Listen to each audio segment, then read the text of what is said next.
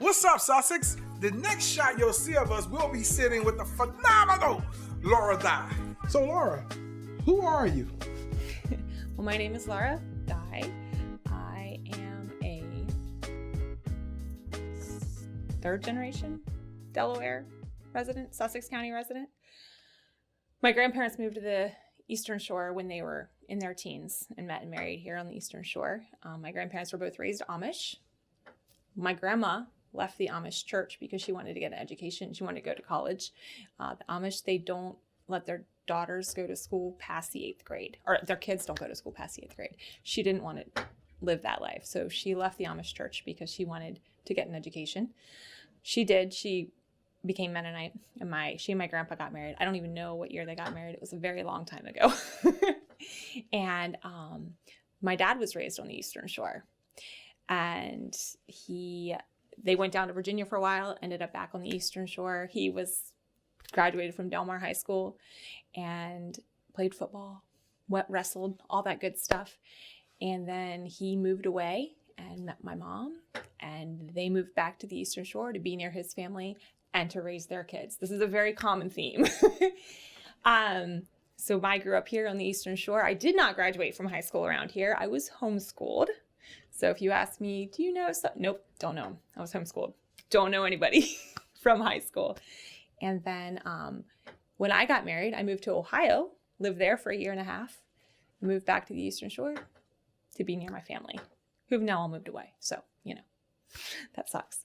But I'm a mom, I'm a wife, I'm a boss. I'm a very bossy boss. I'm a barista, and I used to be a photographer. I don't know what I am now. Out of all the places that you could have moved to, why did you choose to stay in Sussex? So originally we moved back to Sussex County because we wanted to be near my family. I'm the second of 5, and my siblings all lived here on the Eastern Shore, and we wanted to be close to them. My dad lived here, my mom lived here, and we stayed because it's really a good place to raise your kids.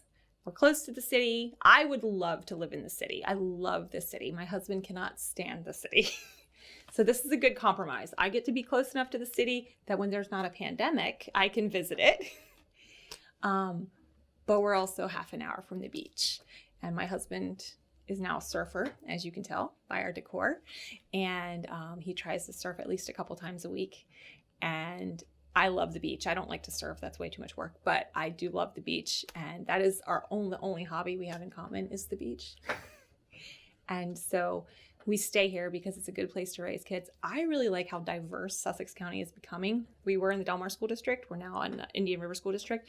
Philip Shell, I want to say, is 44% minority, which is a huge switch from what we were at Delmar. And I really, really love that my children get to go to school with kids who don't look just like them. That's very, very important to me.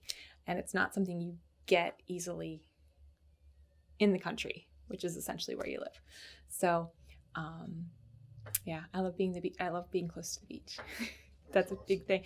And we do have family around here. That's why we stay. We've considered moving away.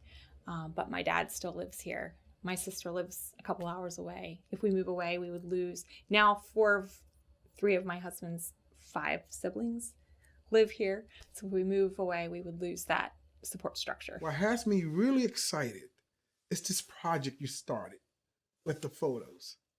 Talk to us about that. So about 1 million years ago, the year before I turned 30, I decided to challenge myself. I was doing photography full time at the time. And as I mentioned earlier, I hate having my picture taken. And I decided to challenge myself. For a year, I was going to take one self-portrait a year for a year. And that was the year before I turned 30. So that was about 10 years ago. So that was my first 52 portraits project, was 52 self-portraits. And if you go back, they're around.